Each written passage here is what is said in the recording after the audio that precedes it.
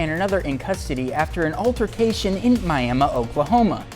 Also, the Pfizer vaccine reaches a major milestone, and officials hope it will spur more vaccinations. The 4 states' most watched news starts now. A stabbing in Miami, Oklahoma leaves 1 dead. This is KOAM News at Noon. I'm Zach Dodge. The Miami Police Department says they found 37-year-old Johnny Aaron laying in the yard at 921 B Street Northeast after being stabbed early this morning. Aaron later died at the hospital. Police say 33-year-old Travis Johnson fled the scene after the incident and was later arrested across town. The OSBI was called in to help with the investigation. An officer-involved shooting last Friday takes a fatal turn over the weekend. KBI officials say 28-year-old Brandon Schlichting died Sunday morning at a Kansas City hospital. The incident started Friday when Chanute police responded to reports of a suspicious person looking in car windows. When an officer arrived, he attempted to make contact with Schlichting, who then pulled a weapon from a holster. The officer fired 1 shot, striking him in the head. The investigation is still ongoing. A woman from Delaware County, Oklahoma, is handed a 20-year prison sentence for videotaping the drug overdose death of another woman. But ALLIE Anderson, charged with first-degree murder in the victim's death, will serve less than 3 years of her 20-year sentence. The judge suspended 17 years of her sentence, then gave her credit for time served. Anderson and her husband, Brian Anderson, were arrested in 2019 in the death of Melissa Vermillion. Police say they injected Vermillion with meth, recorded her while she overdosed, and ignored her calls for help as she was dying. Brian Anderson died in jail last year. 1 man is dead following a 2-vehicle crash in Bourbon County, Kansas over the weekend. According to the Kansas Highway Patrol, 48-year-old Ira Toshavic was riding his motorcycle on Highway 69 near National Avenue in Fort Scott when he was unable to negotiate a right-hand turn and went left of the center, hitting another vehicle head-on. Toshavic was taken to a hospital in Fort Scott where he later died. Police in Seneca, Missouri investigate a vehicle wreck at Big Daddy's gas station. An officer on the scene says a car drove through the gas station and liquor store's front door late Sunday morning. He says a 61-year-old male driving was trying to exit the store's parking lot when something went wrong and the car crashed through the store. Driver error is suspected, but the officer says there was no indication that the driver was intoxicated. No one was injured during the crash, and as of now, the driver is not facing criminal charges. Now, Michael Hayslip joins us with our first look at the forecast. Zach, now that we've hit the high noon time period, I want to emphasize that for the rest of our week, our most dangerous times to be outside are going to be at the beginning of the KOAM News at Noon, right, all the way to 8 p.m. That's an elongated period of time there for the afternoon. That's a pretty big window there. Right, especially with the majority of the kids now back at school. What are they going to do when they get home? They're going to be chomping at the bit. And hey, we want them outside. We want them getting fresh air. We just want them taken care of at the same time because we got a scorcher on our hands this week. It is beautiful outside. That is one of the problems, the abundant amount of sunshine that we're going to have all throughout the 7-day forecast. As the Skywatch Storm Tracker puts us with a record high of 102. Nah, we're not going to get to 102. We don't need to worry about that. But at the same point in time, with nary a cloud in the sky to help us out, we are going to be under a heat advisory that will last all the way until Thursday. We've only just begun. Here's where we sit at our temperatures right now. A whole bunch of 90s already on the board. 91 in both Joplin and Miami, 90 in Iola and Carthage. Let's roll 88 in Pittsburgh and Nevada as far as what it feels like already. We're approaching the 100-degree mark. Zach and I will check back in with that at the end of the show and see if we get there. As the heat's been all-consuming from the upper plains all the way down to the Gulf Coast and the Mid-Atlantic. We'll end up around 96 later on this afternoon, feel about like 103. And here's the thing, last week, while we had some of that cloud cover and pop-up rain that gave us a little relief, that will not be the case this week. We're going to be hot and dry all the way throughout. Zach coming up here in just a little bit. We'll see how much we've increased as far as what it actually feels like. Also, talk about our winds that are going to increase, making it even hotter. Right. And what's left of Henri. Sounds good. Henry, for those of you that don't like to say Henri. I get it. Right. But yeah, thank you much, Michael. The FDA fully approves Pfizer's COVID-19 vaccine. Emergency use for the vaccine began in December, and since then, more than 200 million doses have been administered in the U.S. Vaccinations then dipped in July, but as the Delta variant fills hospital beds, vaccinations are once again on the rise. In an interview on CBS this morning, the dean of the Brown University School of Public Health called the full approval of the vaccine a very good thing. And I actually think it's going to end up making a pretty big difference. I mean, for some people, the emergency use has been a barrier to getting vaccinated. And for a lot of companies and businesses and schools, they have been waiting for this full approval before mandating vaccines. Freeman Hospital says it is ready to administer COVID-19 vaccine booster shots. The hospital will administer single-dose booster shots of the Pfizer vaccine at its drive-through clinics to those who schedule appointments. Freeman's infection prevention and control manager says right now the shots are available only for the immunocompromised and others with specific medical conditions. But according to the CDC, starting September 20th, members of the general public who received a Moderna or Pfizer coronavirus vaccine can receive a corresponding booster shot as long as it happens at least 8 months from their second dose. There's growing concern in Kansas as COVID-19 cases continue to rise and patients continue to strain hospital resources. Governor Laura Kelly revealed Friday that COVID-19 infections are now spreading faster than the rate it was spreading before a vaccine was available. This has led to a spike in hospitalizations, which could be curbed if more people were vaccinated, according to officials. The governor is urging Kansans not to wait to get their shot and to mask up in order to avoid the virus spread. Over the past several weeks, COVID-19 cases and related hospitalizations of Kansans of all ages have risen exponentially. It shouldn't be like this, but COVID-19 infections are more rampant today than they were before the vaccine was available. Not surprisingly, nearly all the people admitted to our ICUs with COVID-related issues are unvaccinated. Our healthcare system is being stretched to the max. Our counties are running low on resources to fight the virus. According to Kansas health officials, hospitals have just 29% of ICU beds available for use. This has led to doctors postponing surgeries and sending patients further and further away for treatments when sick. That's a look at today's top stories and weather in our first 7 minutes. Up next on KOAM News at Noon, we'll introduce you to a Civil War reenactor who's now sharing a personal connection. And later, a meal so sweet and savory, you just might feel guilty when you eat it. Topping Nation Watch, as parts of the nation's history face new scrutiny, personal stories are coming to light.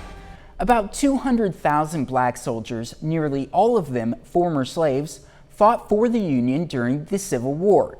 Omar Villafranca introduces us to reenactor Calvin Osborne, who uncovered his own family connection while sharing that often overlooked piece of history. I've had this jacket, this uniform now for almost 30 years, same one. For nearly 30 years, Calvin Osborne has done his part to highlight a little-known chapter of American history: the role of black soldiers during the American Civil War. They were moved by fighting for freedom. They were moved by the possibility that this institution of slavery might never end. What got you interested in it? I've always been interested in the Civil War, and I saw a movie called Glory. I was blown away.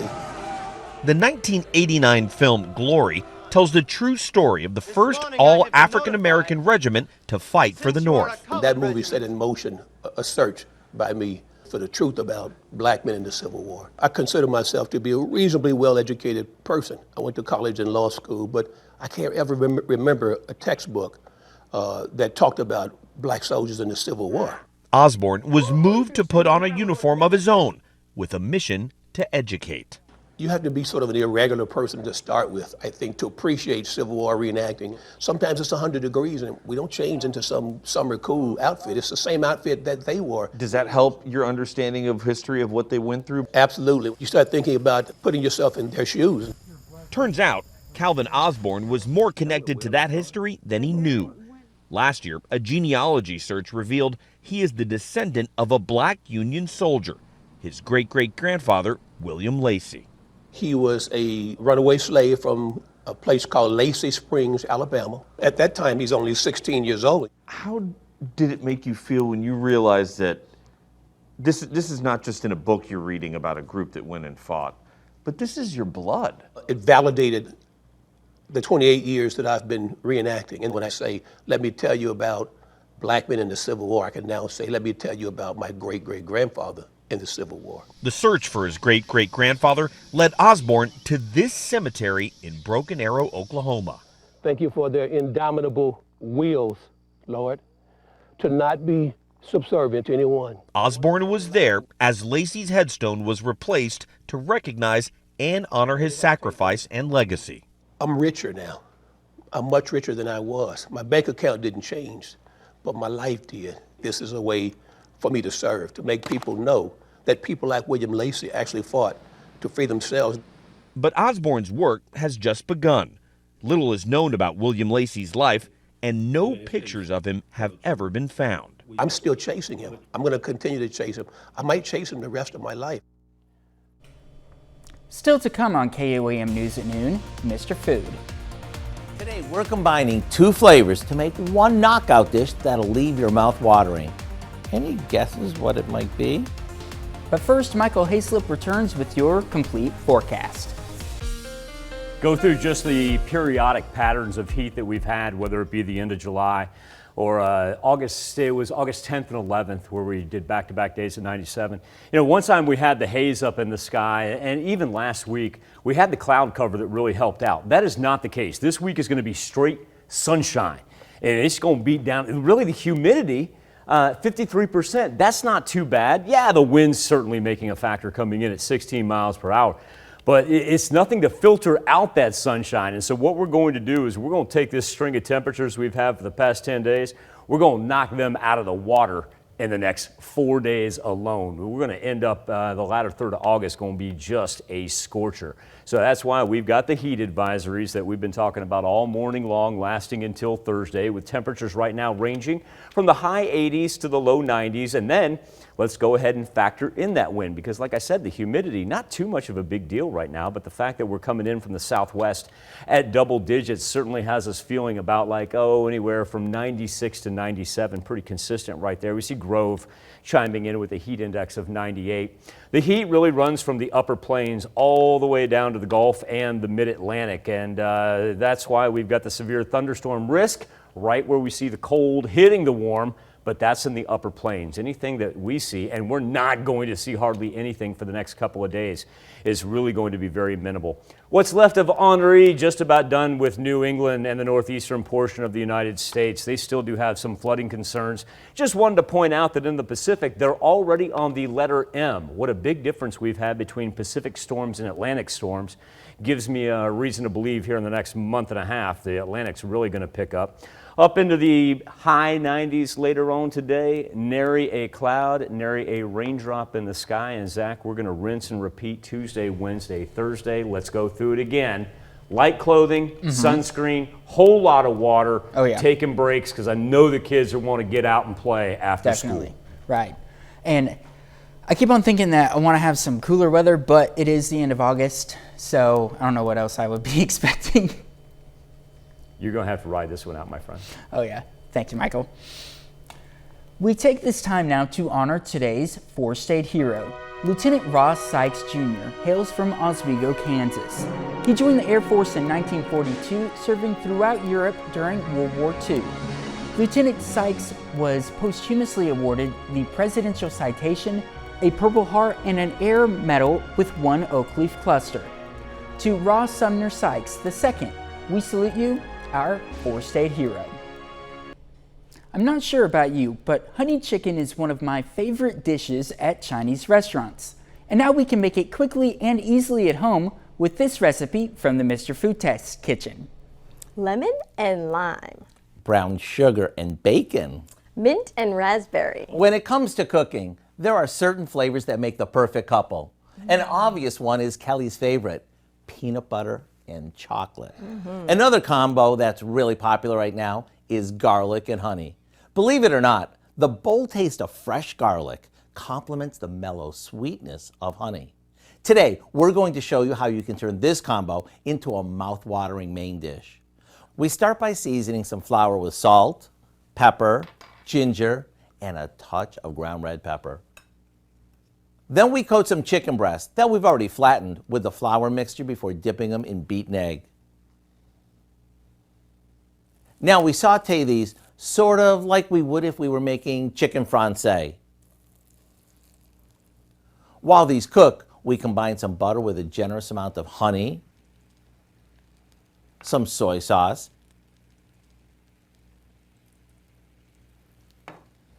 and our minced garlic.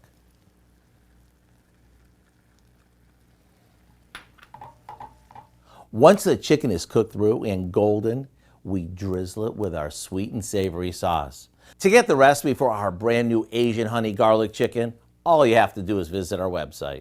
I'm Howard with Kelly in the Mr. Food Test Kitchen, where today we found the perfect pairing way for you to say, ooh, it's so good. We paired garlic and honey. You can find this recipe along with a lot more good food from the Mr. Food Test Kitchen online. Just go to our website, KOAMnewsnow.com. Now here's a look at the four-state market.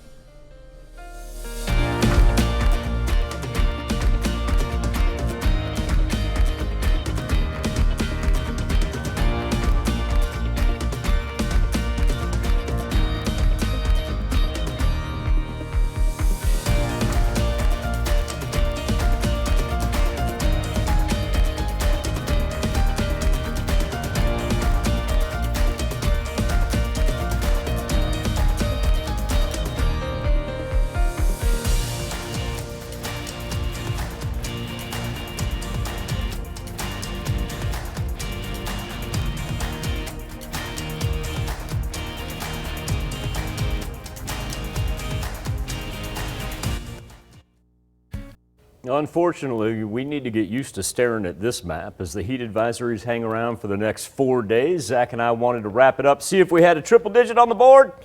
We got lucky, Dodge. How about 98? Does that make a little bit lucky. Make you feel any better right there? Heat wave is upon us as we close out the latter third of August. Oh, of course it is. For sure.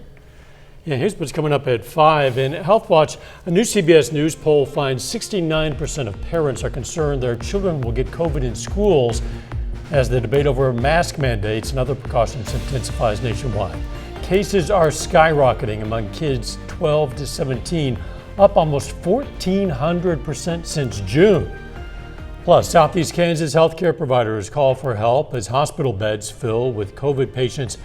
And we're going to speak with a local pharmacist about the FDA approving the Pfizer COVID vaccine. Hope you join us for those stories. A lot more, of course. It's all coming up on KOAM News at 5.